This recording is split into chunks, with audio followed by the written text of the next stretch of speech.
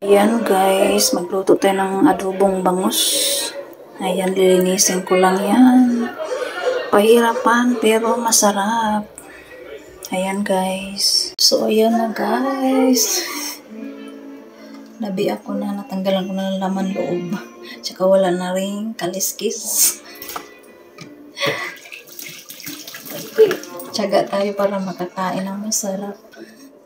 Tinutuklap ko itong malaking tinik. Ay, ito na yung tapos ko na yan, na-slice ko na. Nabunlis ko na rin yan. So, ayan.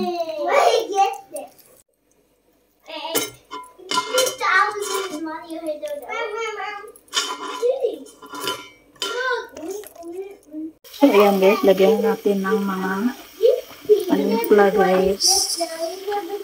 Ano to siya guys? Adobong bangus. Lagyan natin ng vinegar. Ayan, pisaan natin muna ng lemon. Add na natin ng vinegar.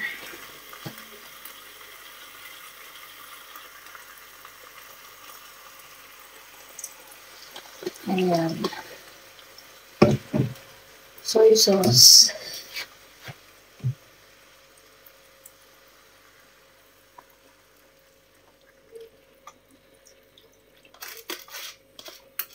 Oyster and black pepper. So, ayan na guys. Add natin ng tubig guys.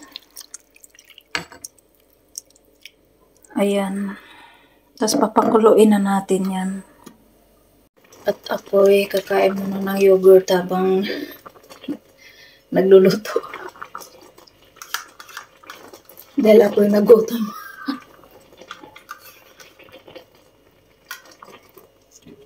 Ayan na siya, kumukulo na. Takpan natin yan. Ayan na siya guys. Nakakamiss kasi yan. Namiss ko kasi kumain ng isda. So ayan, tsinaga kong linisin. Kasi dito guys, hindi kagaya sa palengke sa Pinas na pwede tayong magpalinis ng isda pag tayo ay bumibili. Dito sariling sikap.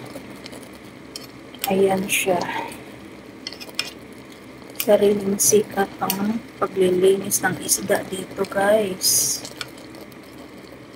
So ayan, nilagyan natin ng bay leaves.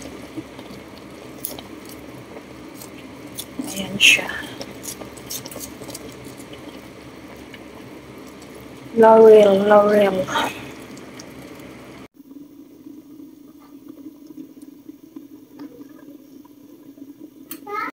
Ito ay adobong bangus guys. Thank you so much for watching.